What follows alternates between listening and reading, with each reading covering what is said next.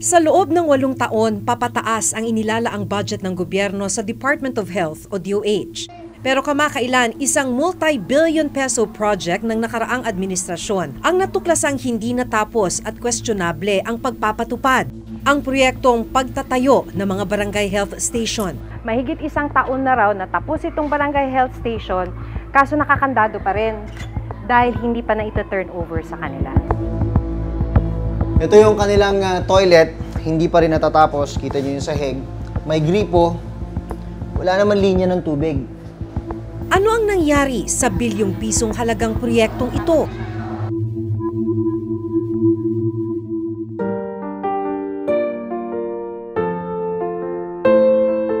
Halos 1 buwan nang iniinda ng 4 na buwang gulang na si Baby Clyde Cabrera ang kanyang ubo at sipon. May hika rin ang sanggol. Pag nun po ito, madalas nagle-nebulizer kasi laging nakukumpaan po ito. Ngayon dahil po may nahihiraman na kami dito sa kapitbahay, dyan na lang sa kapitbahay kami nanghihiram. Barangay Health Center sana ang unang malalapitan ni na Baby Clyde, pero wala sila nito. Meron din po dun sa Mexico doon kami humihingi. Tulad po kahapon, sakto lang yung pera kong pampunta dun sa Mexico. Pinabili ko lang ng gamot. Yung bibili namin kung saan yung magkakasya yung pambili. 100 metro mula sa bahay ni na Raquel, matatagpuan ng isang barangay health station o BHS sa loob ng Divisoria Elementary School. Sabi mismo ng principal ng eskwelahan, 2 taon na mula nang naipatayo ang barangay health station. Sa sobrang tagal na nakatenga nitong barangay health station, sira na yung lock nito.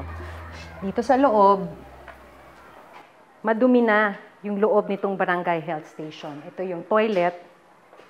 Kompleto naman sa gamit, pero dahil nga masyado na itong matagal, 2 years na raw itong nakatenga, madumi na rin kahit itong check-up room.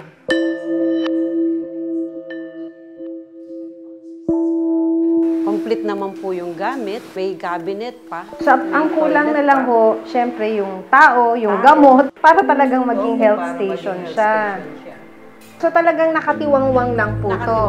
Mga ilang taon na pong nakatiwangwang? 2 to 3 years 2 to 3 years na pong nakatiwangwang. Malaking pakinabang sana kung magagamit ang health station. Ang problema, hindi pa raw na ito turn over sa kanila ang istruktura. Actually, 1 year pa lang po ako dito. And sabi nga po sa akin, hintay daw po kami ng turnover, official turnover. Kailan ho dapat yung turnover na yan? Wala pong definite date, basta't ang sabi lang, hintay po kami ng turnover. May makeshift clinic naman daw sa loob ng eskwelahan, pero kulang na kulang sila sa mga gamot at pasilidad. So ito po yung clinic natin. Ito po yung clinic namin. For the meantime po, improvise nga po siya. Opo. For the meantime po, ginamit namin for the feeding program. Akala ko ho kantin. Wala po kaming nurse, teacher po siya in charge of health. May mga emergency kit po kami. So ito lang po. Opo, yan lang ito po. lang. Ito po paracetamol kung may lagnat. Kung may lagnat. Ito naman po antihistamine. Opo. Kung may allergy. Kung may allergy po. Tapos dito po yung mga first aid kit na pwede namin gamitin. Naku, sana ho hindi kayo magka-emergency, ma'am. May ilang pangamba rin ng principal kung bubuksan ng BHS sa loob ng eskwelahan. Kasi kahit sino po pwedeng pumasok. Yun po yung pangamba nyo sa seguridad. Opo, sa seguridad. Nakakatakot po kasi minsan hindi po namin alam kung ito po ba mga talagang tao dito o baka nakikiusyoso lang. Pero lumalabas na hindi lang ang BHS dito sa Divisoria Elementary School ang nakatenga at hindi pa rin na-turn over sa eskwelahan. Makikita ang isa pang barangay health station sa Culubasa Elementary School, dito pa rin sa Mexico, Pampanga. Malaking bagay sana itong barangay health station na to na nandito sa Culubasa Elementary School dahil walang sariling clinic itong elementary school na to. Pero nga lang, mahigit 1 taon na raw natapos itong barangay health station, kaso nakakandado pa rin dahil hindi pa na ita-turn over sa kanila. Maasa po kayo maging clinic to. Opo, kung ibibigay, dito na po. Hindi na po siguro aalisin ito. Hindi na abang-abangan nyo lang po to. Na sana may turnover na sa inyo. Hanggang ngayon, wala pa. Wala pa po. Pero may dumating po last month, parang matataas silang tao galing sa Maynila. Chinyakap nga po binuksan. Tiningnan yung sa loob, tinumusta din po kung nabuksan na, bakit hindi pa nabubuksan, tinanong po ako. Ang alam ko po kasi hindi pa po napa-approval. Paano po kung may biglang may sakit yung mga bata? Ang ginagawa po namin, pag may sakit ang mga bata, may lagnat, magpe-prescribe po kami kung anong dapat ibigay. Tapos, ipatatawag ko po yung magulang kasi delikado na naman po yung bigla-bigla kang magpainom ng gamot. Bibigyan na lang po sila ng advice kung anong dapat gawin sa bata. Pwede sanang lapitan ng mga estudyante at residente ang Barangay Health Center ng Culubasa. Kaso, hindi naman ito kumpleto sa gamit at gamot. May 3 taon na mula nang maitayo itong Barangay Health Center, pero hanggang sa ngayon, kung titignan ninyo, halos wala pa rin gamit dito sa loob ng Barangay Health Center. Kakaunti rin lang yung mga gamot na nandito ngayon. In fact, isa rito itong mga bote ng paracetamol na malapit nang ma-expire. Inilaan na lang daw sana ang pondo sa pagsasaayos ng Barangay Health Center, imbis na gumawa pa ng bagong health station sa loob ng eskwelahan. Siya na yung ginastos doon, dito na lang linagay. Yung pinagbili na lang siya ng mga gamit para may gagamitan itong health center namin. Gaano ba kahalaga sana na meron kayong health center na napupuntahan, natatakbuhan ng mga tao? Ay, mahalagang-mahalaga o. Alam niyo naman dito sa barangay namin, sa baryo, malayo sa Cabesnan. 7 kilometers mula dito bago makarating ng Angeles o 10 kilometers bago makarating ng Mexico sa mga ospital. Kaya mas maganda po sana kung kumpletong namin dito sa health center.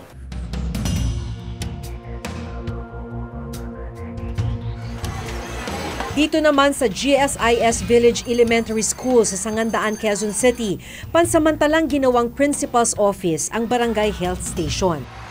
I asked permission from the Division Engineering Department natin kung pwede magamit natin itong facility na to kasi wala talaga kaming mapuntahan na as office, wala kaming mapaglalagyan ng office namin.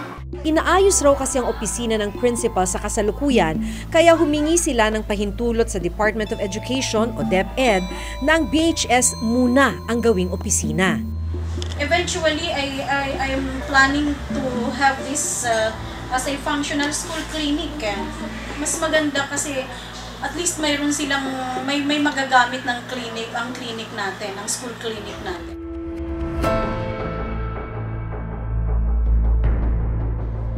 Pero ang malala, may barangay health station na unti-unti nang nasisira kahit hindi pa nagagamit. Tulad na lamang ng BHS dito sa Rosa Susano Elementary School dito sa Quezon City. Ang vinyl flooring, ayan, sisira na. Itong sahig, basang-basa dahil may mga tumutulo mula sa bubong. Ito yung kanilang toilet, hindi pa rin natatapos. Kita nyo yung sahig. Dito, may gripo. Wala naman linya ng tubig. Ganon din, yung toilet bowl. Yan, may toilet bowl. Pero ayan, oh. Walang tubig. May mga naiwan ding construction materials sa labas ng pasilidad. Kasama namin ang isang civil engineer sa pagpasok sa BHS. Makikita niyo yung tubig. May tubig sa kisame. May leak sa kisame. Ganun din siguro. Tingnan niyo. May leak yung bubong. Yung tulo, posible kasing naging saninan yung puno eh. Kasi may puno siya sa taas. So, yung mga dahon niya nag-accumulate sa taas. Kung may downspout mo yan, nagbabara yung mga downspout niya. It's either that, yung dahon ang naging sanhi, or posibleng workmanship. Overlapping ng mga bubong, pagpapako. Yun yung posible. So, 2 things. Is there maintenance or construction defect? bilang bahagi ng proyektong Health Facilities Enhancement Program o HFEP sa pangunguna ni nooy DOH Secretary Janet Garin. Magpapatayo dapat ang DOH ng 5,700 barangay health station sa mga public elementary school. The priority was actually for those schools in that barangay na walang barangay health station. So una po, ito yung list of schools ng DepEd na sinabit nila na pwede, minus the healthcare facility registry we have, yung pong balanse na parang, I think 30,000, yung po ang pinagsimulan ng listahan. Ang mga problemang nakita namin sa mga pinuntahan naming barangay health station, pinuna na rin ng Commission on Audit o COA. Sa COA report na ito, sinilip ang kawalan ng guidelines sa pagsala at pagpili ng mga lugar na pagtatayuan ng mga barangay health stations o BHS. Nagresulta ito sa pagkaantala at hindi natuloy na implementasyon ng pagpapatayo ng mga BHS. Sinabi rin ng COA na hindi naging maayos at epektibo ang pagpapatupad ng proyekto. Pinuna rin ng COA ang ilang nakatenggang barangay health station. Ang kumpanyang J. Bros Construction Corporation ang kontraktor para sa pagtatayo ng BHS. 5,700 na BHS ang target na itatayo kung titignan ang plano ng DOH noong 2015. Sabi nitong J. Bros, nagkaroon ng kakulangan sa koordinasyon sa pagitan ng DOH at DepEd kaya hindi na kumpleto ang target. Katunayan, ang isa sa ipinatayong BHS sa Enosloban, Marawoy Elementary School sa Lipa, Batangas, giniba ng paaralan para sa pagtatayo ng isang school gymnasium. It was not really planned very well when it was bid out because it's not the contractor's obligation to validate the sites. It's not our obligation to go in there and talk to the DepEd, Department of Education representatives, and inform them about the project.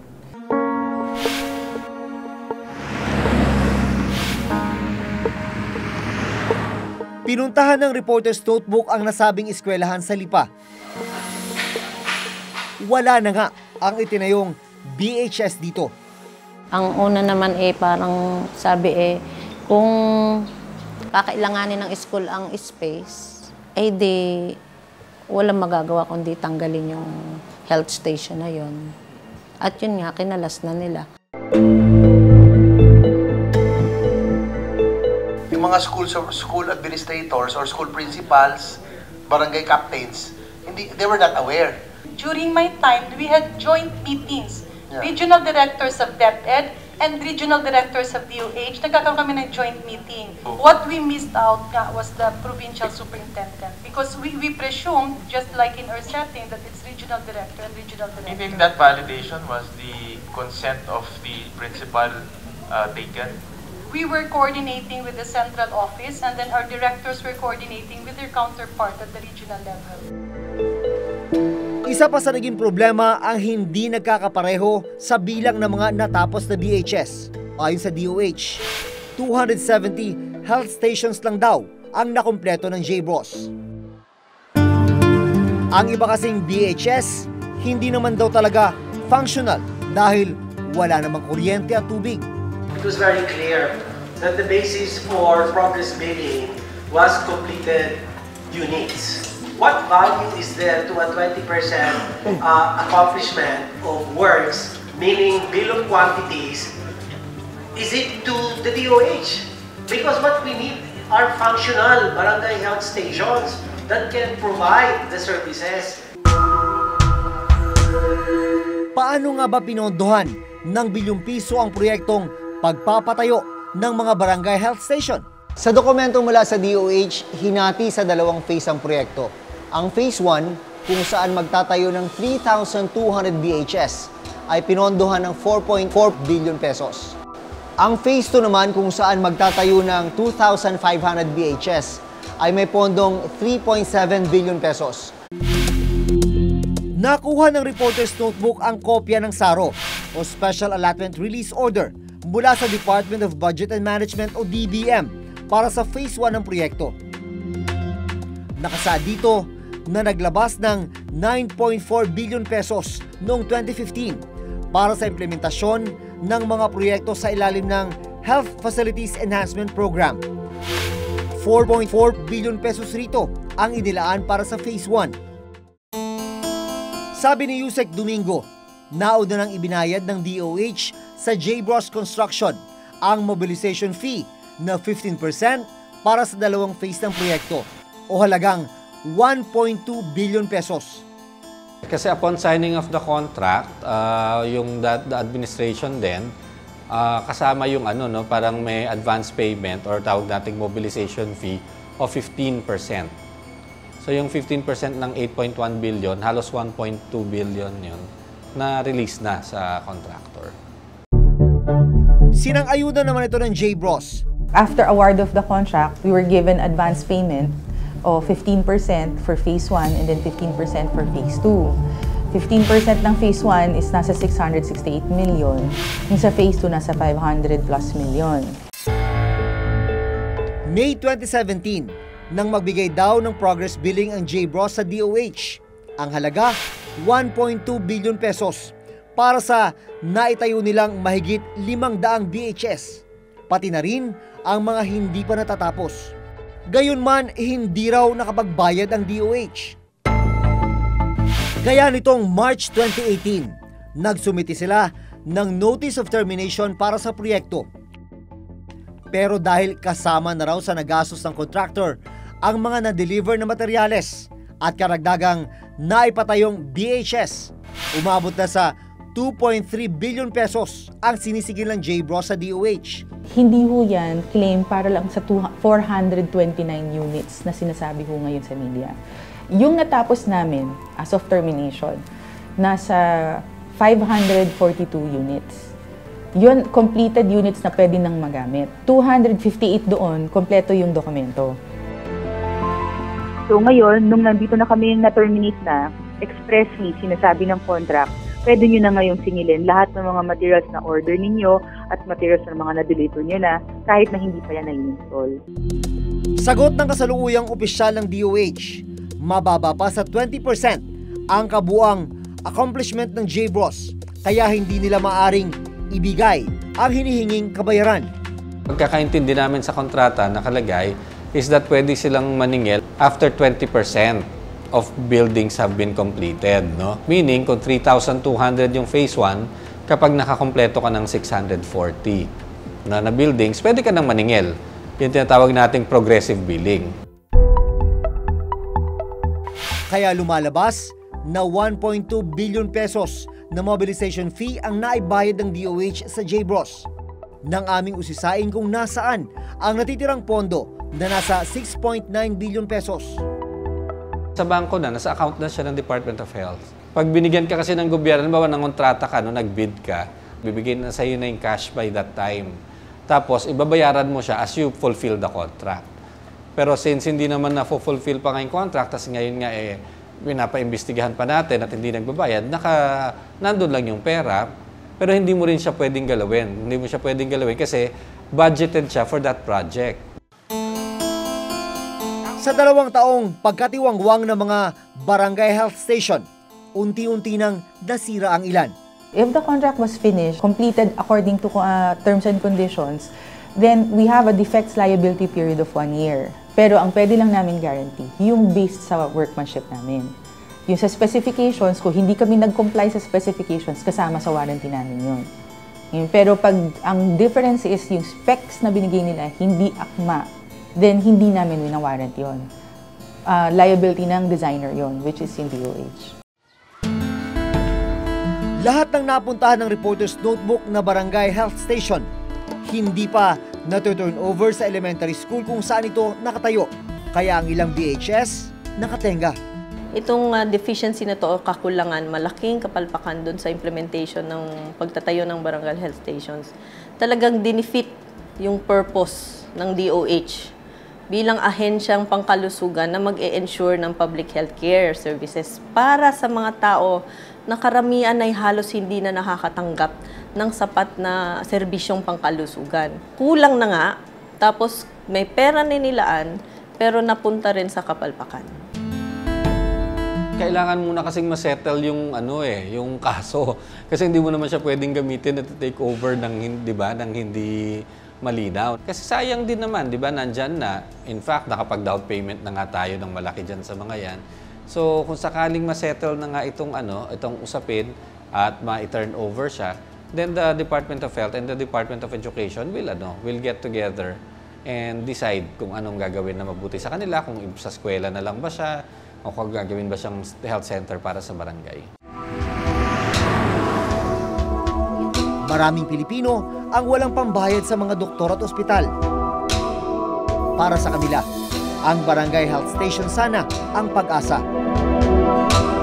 Malungkot isiping habang mahigit 24,000 barangay sa bansa ang walang health center, bilyong pisong halagang proyekto naman ang nasasayang.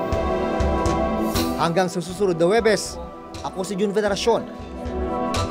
Ako si Maki Pulido at ito ang nakatala sa aming Reporter's Notebook.